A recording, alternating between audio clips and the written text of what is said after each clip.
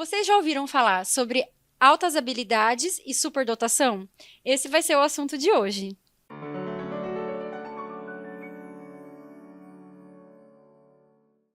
Eu estou aqui com a Karina Rondini. Seja muito bem-vinda, Karina. Muito obrigada por aceitar o meu convite. É uma honra te receber aqui. Eu que agradeço, um convite tão expressivo e tão delicado. E eu quero ver se eu consigo contribuir sobre esse assunto que para mim é bastante importante. Ah, sim, com certeza vai contribuir muito. Karina, eu gostaria que você falasse um pouquinho sobre você, a sua trajetória acadêmica, que eu sei que você não começou na psicologia, né? Como é que você veio parar aqui na psicologia? Você está me perguntando sobre isso porque eu estava hoje cedo dando aula para ela num curso de pós-graduação em psicologia, mas eu não sou psicóloga. Na verdade, eu venho das áreas ditas as áreas duras. Eu sou matemática de formação, bacharelado, com mestrado em matemática aplicada e doutorado na engenharia elétrica. E Nossa. aí vocês me perguntam, em geral, né, como que a educação especial, a superdotação entrou na sua vida por essa trajetória aí iniciada, constituída nas áreas duras. Eu comecei minha carreira acadêmica na Unesp em Assis, ministrando aula de estatística para o curso de psicologia. E numa determinada altura, né, dessa carreira acadêmica lá, eu acompanhei um grupo de alunos à Unesp de Marília para um evento de educação especial. Foi a primeira vez na minha vida que eu ouvi falar sobre educação especial. E chegando lá nesse evento, eu ouvi uma palestra em altas habilidades de superdotação. E aquilo me chamou tanta atenção, porque até então eu não tinha conhecimento desse público-alvo da educação especial, dessas pessoas, desse perfil de pessoas. Eu achei aquilo fantástico. E aí eu comecei, juntamente com outras alunas da psicologia, a pesquisar sobre esse tema e verificar no município em que eu estava atuando se havia algum projeto, alguma coisa para esse público. E como não era de se estranhar, né, e não é, na verdade, raríssimos são os municípios nesse Brasil gigantesco que tem alguma atividade específica para esse aluno. Uhum. E a partir daí, então, a gente começou a pesquisar sobre, até a gente construir um projeto e oferecer esse projeto para a Secretaria Municipal daquele município, e desde então, isso foi lá em 2009. Desde então, eu estou mergulhada, imbricada nesse assunto que é a minha paixão. Ai, que legal, interessante essa trajetória. Eu vejo assim que, como você falou dessa dificuldade, né, dos municípios, das escolas se debruçarem nisso, né? Eu também sou professora e eu via muito assim no dia a dia que parece que a atenção se debruça muito nos alunos que estão aquém, né? Que têm dificuldade, que têm algum déficit, alguma falta, né? Algum transtorno. E não se tem muito conhecimento dos alunos com altas habilidades, ou muita atenção. Ah, esse daí já deslancha, não precisa fazer nada. E, na verdade, é um aluno da educação especial, né? Ele é mesmo, Pri, você está correta, né? É um avanço nós termos incluído os alunos superdotados como público-alvo da educação especial. Ele está junto ali na legislação com os alunos com deficiência, qualquer tipo de deficiência, o aluno com TEA, o autista, e o aluno com altas habilidades de superdotação. Embora possa parecer para muitos pejorativo dele estar junto com alunos com deficiência, mas legalmente foi um avanço, porque a partir do momento que ele é público-alvo da educação especial, ele tem direitos adquiridos, o que é diferente de ter direitos efetivados, como quase tudo no Brasil. Na prática, Isso a gente é vê que outra nem coisa. sempre é Isso. levado assim, do jeito que está na lei, né? Infelizmente. E aí, quando você fala, né, ele é às vezes não visto, muitas vezes não atendido, ele é deixado, isso também é uma verdade, porque o aluno superdotado, ele não é um aluno de inclusão, porque ele nunca esteve fora do contexto educacional regular. Ele sempre esteve lá, diferentemente de vários perfis de alunos com deficiência, né, alunos que frequentaram a PAI, coisas assim, né, e que hoje eles são alunos de inclusão, porque eles estavam fora e agora eles estão incluídos. O aluno superdotado, ele sempre esteve lá, mas não significa que estando lá sempre, ele sempre foi visto. Né?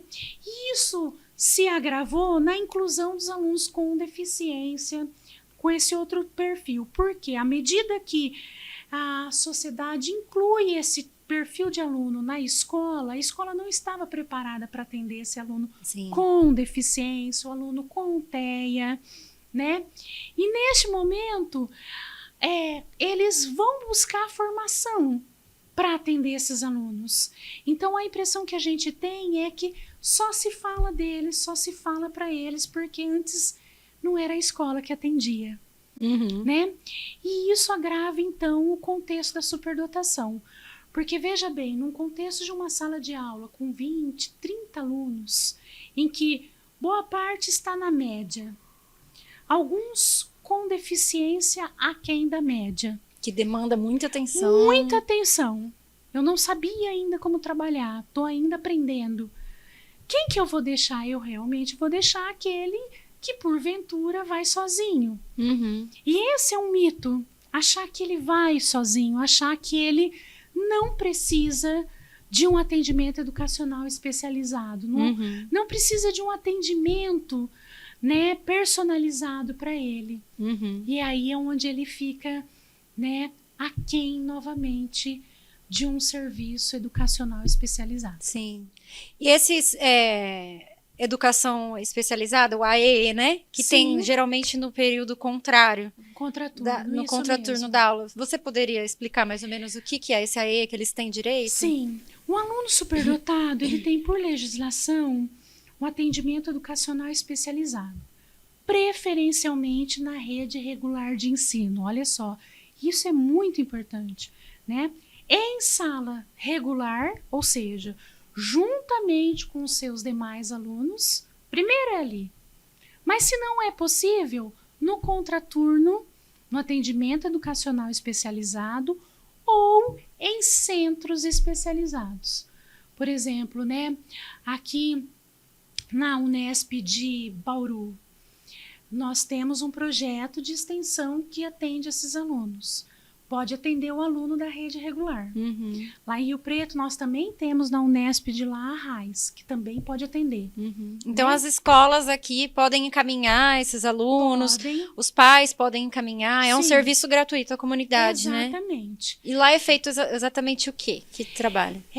Vamos voltar primeiro para o contexto da escola, depois a gente sai para o contexto da escola. Podemos, assim, Pri? Sim. Por quê? Porque a legislação ela fala preferencialmente na rede regular de ensino. Por quê, né? Porque o professor regular, ele tem contato diário com esse aluno. E se esse professor bem informado e informado, ele seria o mais indicado para atender esse aluno. Então, um aluno, quando é identificado, ele já tem direito a ter atendimento educacional especializado. Para isso, eu preciso fazer o PEI, o Plano Educacional Individualizado. E já é uma luta isso, porque não é tão tradicional fazer o PEI para o aluno superdotado. Para o aluno com TEA, com deficiência, é mais comum hoje, né? Então, esse aluno ele tem que ser feito o PEI, que deve ser feito com ele, não para ele. E o enriquecimento, o serviço educacional especializado que esse aluno tem direito, está na legislação como enriquecimento, suplementação, desafio. Então, quando a gente atende um aluno superdotado, nunca é para trazer para a média. É sempre para jogá-lo para além da média. Para incentivar ainda mais, né, os talentos dele. Né? Não significa que esse aluno não tenha alguma dificuldade, ele pode ser. Quando a gente fala um aluno superdotado, com superdotação, a gente tem que desvincular isso, primeiro, um QI elevado. Nem todo superdotado tem QI elevado. Ah, é? Né? Esse seria o acadêmico, como Renzulli é um pesquisador mundialmente reconhecido na área, e ele define 2 perfis de superdotação. O acadêmico, que a escola seria mais capaz de analisar. E o produtivo criativo, né, que é aquele, a gente pode dizer um produtivo criativo, aquele que por exemplo, os alunos, aqueles atletas de elite que vão para as Olimpíadas, esse corporal sinestésico, né, tudo. Podem ser também artistas, comunicação. Pintores, na música. Entendi. Ok? Que Então, nem sempre é muito enxergado, porque é tão valorizado a questão acadêmica e principalmente das exatas, né, que são valorizados só quem vai bem nas exatas, na escola, que é um mito. Né? Exatamente. Então, e às vezes nem é enxergado esses talentos. O produtivo criativo ele sofre ainda mais na escola, por conta que a sociedade quase não valoriza tanto. Às vezes é aquele aluno, sim, que não faz nada que a professora está propondo e ele está desenhando. Isso, brilhantemente. Né? Você foi no cerne da questão. Ele fala assim, esse menino não faz nada, como que ele não faz nada, né? Ele tem um talento artístico ali, então aí fica na mão de um professor de artes verificar, e aí o professor pode falar, mas esse aluno é brilhante. Aí o professor de matemática assim, mas como? Se na minha disciplina ele não consegue tirar 5. Fica esse conflito. Por quê? Porque concebe-se que a superdotação é só o acadêmico. E é um erro isso, né? Então precisa se fazer um PEI com ele, né? Pensando em desenvolver ainda mais o seu talento, a sua habilidade, e também trabalhando aquilo que ele pode, porventura, ter de dificuldade. Às vezes ele pode ter dificuldade numa matemática, né? E às vezes ainda no fundamental, no ensino fundamental, ele não pode viver só de artes, vamos assim dizer. Né? Ele vai precisar passar por todas as disciplinas. Então, vamos ajudá-lo. E, enquanto isso, desenvolvê-lo ainda mais em artes, vamos assim dizer. Né? Às vezes, ele pode ter uma dificuldade de relacionamento. Pode ser um acadêmico, né, que tem dificuldade em relacionar com os amigos, porque os amigos não entendem muito bem o que ele fala. Né? Porque ele está muito aquém. Né? A gente já teve casos, por exemplo, de alunos, nosso primeiro aluna que nós atendemos na RAIS, lá em 2018, ela veio para nós porque a mãe já não conseguia mais responder os anseios dessa menina. E a escola também não. E ela veio fazendo um enriquecimento com a gente em física, do ensino médio e início do superior. Uma aluna de 9 anos. Nossa! Programação, né, e matemática avançada. Nossa! E ela falava assim, às vezes eu até brinco de boneca com as minhas amigas, mas só para agradá-las, porque eu não gosto. Nossa! Então, como que uma criança com 9 anos, fazendo enriquecimento em física, matemática, programação, volta para a sala... Como que ela vai socializar, né? A professora falava assim, olha, Karina, ela tem dificuldade, porque os alunos não entendem muito o que ela fala. Então, esse aluno precisa de uma ajuda. Né? Precisa de uma ajuda. Se o professor não conseguir trabalhar com esse aluno dentro da sala de aula, o indicado é que o professor especialista, então o professor de AEE, do atendimento educacional especializado, trabalhe. E aí possa trabalhar colaborativamente com esse professor da sala regular. Esse trabalho colaborativo é muito importante. Porque o aluno é da turma, é da sala de aula. O AE vai ser alguns horários no contraturno. Um complemento. Né? E o que seria esse RAIS que você falou? Essa sigla? É RAIS. Rede de Atendimento Integral Superdotado. É um projeto de extensão lá do IBIUSI. O IBILCE é o Instituto de Biociências, Letras e Ciências Exatas, que é um instituto, é a Unesp, lá no campus de São José do Rio Preto. Ah, sim. Né? Uhum. Então, é um projeto de extensão. Esse projeto de extensão, ele tem várias frentes, uma delas é a avaliação. Então, os pais nos procuram, outros especialistas nos indicam, a escola também, a criança vem, a criança, o adolescente também é adulto, né? A gente pode falar um pouco do adulto também, que é importante. Vem para fazer avaliação. A gente faz avaliação pedagógica e psicológica, né? Para verificar se essa pessoa tem mesmo comportamento de autossabilidade e superdotação. A partir daí, a gente dá os encaminhamentos. São diversos os encaminhamentos, cada caso é um caso. Tem adultos, tem crianças e adolescentes que ficam na RAIS fazendo atendimento clínico, precisam se conhecer, precisam se entender. Eu tenho um amigo que tem essas habilidades.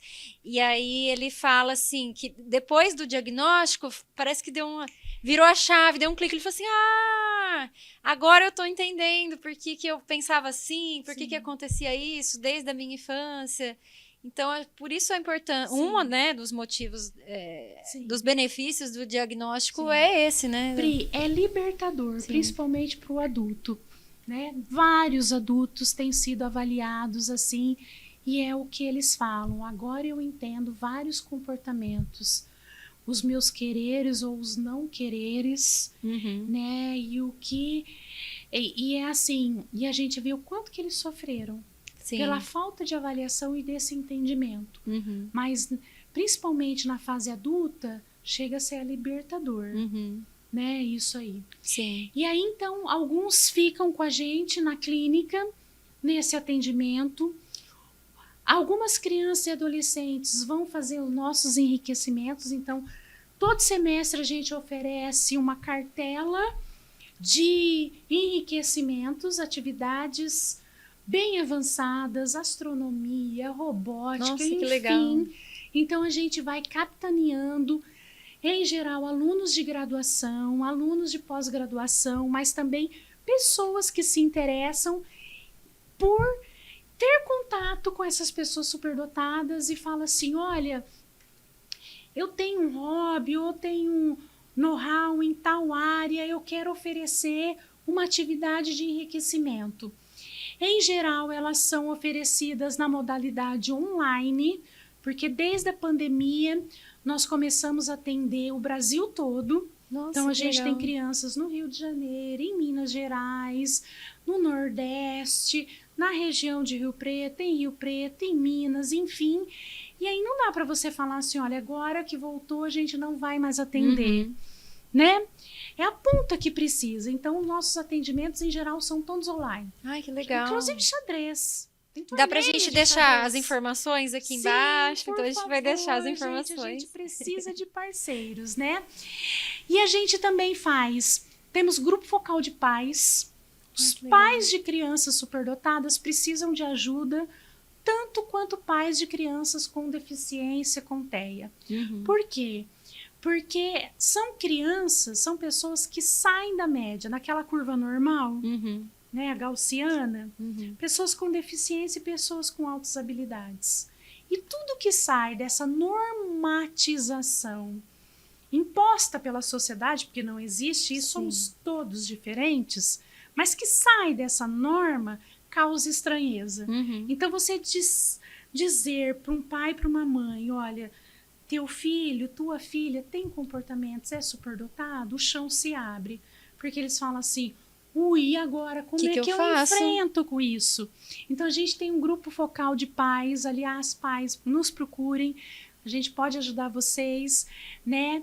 Que é fabuloso, eles trocam, porque assim, as crianças superdotadas precisam ter contato com seus pares, para ver que eles não são estranhos no ninho.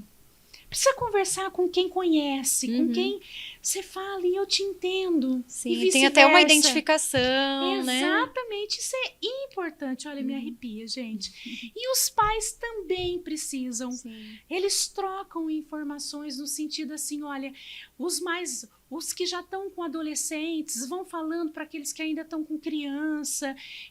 Vão compartilhando vivências, né? É muito bonito de ver isso acontecer. E a gente também dá formação para professores, assessoria para as escolas. Ai, precisa, viu? Porque a gente tem dificuldade na sala de aula. Porque, eu tinha um aluno que ele tinha altas habilidades na disciplina que eu ministrava. E não é a minha disciplina de formação, que é geografia. Eu sou formada em ciências sociais, né? Inclusive em Marília. Que legal, olha só. E aí eu ministrava geografia. E a parte mais, assim, física, natural, não é meu forte, porque eu vim da humanas, né? E assim, o aluno fazia questionamentos, assim, que eu ficava assim, nossa, eu vou precisar estudar para te trazer a resposta depois. Ou às vezes eu até colocava ele para me ajudar, né? Porque o hiperfoco dele, as altas habilidades mesmo, era nessa disciplina. Então, e ele tinha TEA também. Que até tem essa relação, né? O último episódio foi sobre TEA. Se você não viu, olha lá na playlist que a gente conversou com o Anderson sobre TEA. E existe essa relação da dupla excepcionalidade dupla que fala? Condição. Eu prefiro a dupla condição, porque Sim, excepcionalidade dá um estigma, assim, né? exatamente. Eu até gosto da excepcionalidade, porque são pessoas excepcionais. E, na verdade, todos nós somos. Em algum campo, a gente é. Somos todos diferentes. Todo mundo tem alguma coisa de especial. Mas tem um estigma. Então, a gente fala da dupla condição. Sim. Né? A gente tem que saber, assim, nem todo TEA é superdotado, nem todo superdotado é TEA, gente. A gente tem que separar. Mas tem superdotado TEA? Tem. Tem superdotado com TDAH? Tem. Tem superdotado com descalculia? Também tem. Então, o que seria a dupla condição? Toda pessoa que tem, em um campo do saber, uma habilidade acima da média, qualquer campo do saber, pode ser acadêmico, pode ser social, liderança, enfim, artístico, e alguma deficiência ou síndrome em um outro campo do saber. Então, essa criança... Esse adolescente, ele precisa das duas coisas. Ele precisa, para a superdotação, a suplementação e para a deficiência ou síndrome, alguma coisa assim, a complementação. Né? Então, assim, é muito complicado trabalhar com essa criança, porque perceba, se o superdotado já não é visto ele só superdotado, imagine então a dupla condição. Mas nós temos. E precisamos... olhar para isso e ver que ele precisa de vários tipos de atendimento. Né? Vários tipos de atendimento. Sim. A gente até comentou no episódio anterior sobre o Sheldon, que é do Big Bang Theory. Você conhece essa série? E aí depois eles fizeram um spin-off da uma outra série que é o Young Sheldon, que ele criança. E aí criança, ele já está na universidade, né, que ele tem seria altas habilidades em física, provavelmente, né, pelas características ali, não é falado na série, mas provavelmente, né. E existe esse direito do aluno passar de, assim, progressão, né? Existe esse direito? Isso. O que a gente chama de aceleração de estudos. Existem várias formas de acelerar e compactar estudos. Né? A aceleração, que é saltar séries, a gente fala que é a última cartada. Do menu de possibilidades de atendimento, ele fica lá no último. Por quê? Porque não é um processo simples de ser feito. Vou puxar uma fala tua aqui, né? A gente precisa de formação porque a gente não tem. E é verdade, né? Então, a gente não pode colocar na ponta do lápis a culpa para os professores. Por quê? A gente não pode exigir aquilo que a gente não deu como formação. São pouquíssimas, raríssimas as formações iniciais, a graduação, que fala com propriedade do tema altas habilidades e superdotação. E se fala é bem superficial, porque não dá, é muito conteúdo, né? Então, se eu não ensino, Se eu não falo quais são os comportamentos, se eu não falo quais são as possibilidades de atendimento, como eu quero jogar esse professor na cova dos leões, lá na sala de aula, e falar, agora você faz e acontece. Se vira nos aí, 30. Se vira. Não é? Muito bem. E aí a gente sabe que a formação continuada ou a formação em serviço também não dá conta, né? Então, tem isso daí. E aí, então, a gente vai falar, né?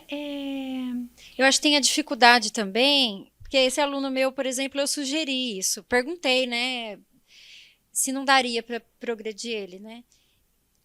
E aí a direção da escola me falou que tinha a questão da socialização também, né? Porque uma série avançada, talvez não aquele aluno não tenha a maturidade social necessária para estar ali.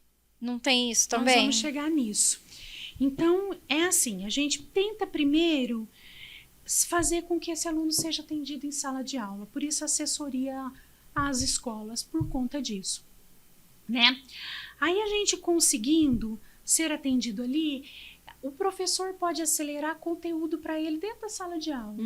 Um aluno pode estar dentro do 3º ano do ensino fundamental, né? E ele gostar de estar ali. Ele gosta de estar com os amigos. Ele não quer ir para frente, ele quer ficar ali. Mas ele não precisa ficar, vamos assim, no popular, gente, né? Me desculpa, que amassando barro, ficando ali. Na matemática ele já está avançado. O professor pode vir trazendo conteúdos, aprofundando conteúdos do 3º, ou trazendo já conteúdos do 4º ano, e a gente vai levando assim. Isso é um tipo de aceleração, né, de conteúdo, né? Mas não, se for indicado mesmo que esse aluno é indicado para acelerar, saltar séries, só uma avaliação pedagógica não é suficiente. Nesse momento precisa de uma avaliação psicológica, justamente porque eu preciso ver a maturidade dessa criança. Não se faz nenhum processo de aceleração sem a consulta primeira à criança, né? Então, essa menina que a gente começou a atender lá da física, que não queria brincar de boneca com as crianças, ela não gostava de estar no 1º ano, ela gostava do 3º ano, ela queria estar mais à frente. Nós aceleramos essa criança, ela tinha todo o perfil para isso. Depois ela foi acelerada mais uma vez, hoje ela já está, acho que com 12 anos, ela já está no colegial. Nossa! Né? Legal. Feliz da vida. Ai, que bom. Feliz da vida. É o caso para todos? Não, gente. Quando a gente trabalha na educação especial, cada caso é um caso. Nós já tivemos uma outra menina que também tinha indicação de acelerar e ela disse assim, eu não quero. Eu quero ficar com as minhas amigas, ainda que eu não aprenda muita coisa na escola. Mas ela disse assim, mas eu quero atendimento psicológico, porque eu preciso trabalhar algumas coisas que eu não posso trabalhar com os meus pais. Uma menina de 11 anos. Nossa. Né? Então, assim, é possível, né? Mas cada caso é um caso. Não é uma coisa que as redes municipais e estaduais estão tão alinhadas e são favoráveis a realizar isso. Porque existe o mito também da criança estar sempre socializada, né, com os seus pares etários. E isso não é tão verdade assim para criança superdotada. Então, não é um processo tão fácil. Sim. E se a gente fosse definir altas habilidades e superdotação, né? Como que seria a forma correta para definir, ou até para... se eu tenho uma criança em casa, ou um aluno, quais características essa criança, esse adolescente precisa ter para eu suspeitar, né? Sim, uma boa pergunta, né? E até para a gente fechar com a tua pergunta inicial, né, desse programa. Pela legislação, a superdotação, ela pode acontecer em várias áreas do saber, né? O acadêmico, o criativo, a liderança, o psicomotor. Então, a gente consegue perceber que a superdotação não é restrita a ter boas notas na sala de aula. E aí, a definição ainda diz que é uma capacidade elevada, né? Ela é rápida para aprender. O que isso significa? É isso. É uma criança que ela não precisa de muita repetição, não precisa de muito treino para se despontar. Ela precisa, né, ter os meios, ela precisa entrar em contato com coisas que faz com que ela apareça. Então, assim, olhando para mim, você não sabe se eu tenho uma habilidade superior ou não musical. E eu posso também não saber se eu tenho. Mas se eu entro em contato com um ambiente que favoreça eu ter contato com a coisa musical, se eu tiver uma superdotação musical, ela vai aflorar. Uhum. Então precisa ter um incentivo. Precisa, não é mais... A literatura já diz que não é só a parte genética. Também o ambiente favorece. Não é só o ambiente, porque senão a gente poderia pensar assim, vou criar que ambiente que faz superdotados. E aí eu vou começar a fazer assim, em série. Todos os pais de músico, o filho ia ser músico. Exatamente, não é assim. Né? Não é assim. Assim como tem vários musicistas aí, muito renomados, que não têm filhos nenhum musical, não é? E além disso tem o comprometimento com a tarefa, Renzulli define isso, né? Uma habilidade superior em algum campo do saber, que pode ser geral ou específica. Então eu posso ter uma superdotação culinária, por exemplo. Isso seria talento? Superior. A gente pode colocar nessa forma, mas vamos ficar na habilidade, né? Como ele fala, habilidade acima da média, geral ou específica, né? Geral ou específica. O comprometimento com a tarefa, que é aquele você é aquela vontade de saber, sabe? Seria um hiperfoco ou não? Vamos deixar o hiperfoco pro TEA, né? Mas é aquilo assim, gente, eu me comprometo com isso, eu passo horas estudando, pesquisando, aquilo me atrai. E assim, uma pergunta já vem com uma outra resposta, que já vem com uma pergunta. Seria aquele autodidata, assim, né? Aquele aluno que estuda sozinho em casa, que traz coisas. Eles estão sempre querendo mais. Né? Eles estão sempre querendo mais. Eu não sei, mas... É difícil você, por exemplo, saciar um superdotado. É aquela cabeça que está sempre buscando, perguntando e questionando. Sim. Né? E é o que a gente fala, comprometimento com a tarefa. E um outro elo é a criatividade. Não necessariamente uma criatividade comercial, como a gente às vezes pensa. Nossa, quem criou esse copo? Que maravilha! Por que eu não pensei isso antes? Né? Não necessariamente isso. É um pensamento criativo, é uma resposta criativa, é um jeito criativo de ser e estar no mundo. Né? Então, assim, se a tua criança, se o teu adolescente, né, não precisa de anotar muita coisa na escola. Tem umas perguntas interessantes que você fala assim, gente, mas da onde saiu isso? Né? A criança lá, precoce, que começa a falar bem antes, que às vezes tem crianças, gente, que aprende línguas, né, só ouvindo os desenhinhos. Ou desenha muito bem, ou começa a tocar um instrumento. Exatamente, aquela criança... a Cristina Delu, ela sempre fala assim, olha... Se uma criança faz alguma coisa que não é esperado para a faixa etária dela e te chama a atenção, pergunta assim sempre, o que ela está fazendo era o esperado? Se a resposta for não, não naturalize isso. Né? É o tal onde a fumaça há fogo. Vai buscar. E quem pode fazer o diagnóstico? Como que é feita essa avaliação? Isso, a gente fala mais de avaliação. Diagnóstico fica um pouco mais assim... patologizante. Exatamente. Sim. Né? Então, essa avaliação, a pedagógica, o professor pode fazer. A gente tem escalas, checklists pedagógicos, né, de uso aí para o pedagogo, que não precisa de nenhum psicólogo nisso, e uma avaliação mais elaborada, o psicólogo pode fazer, juntamente aí com o professor. Ele vai entrevistar e vai mandar instrumentos para o professor responder, para os pais responderem, para a criança e tudo mais.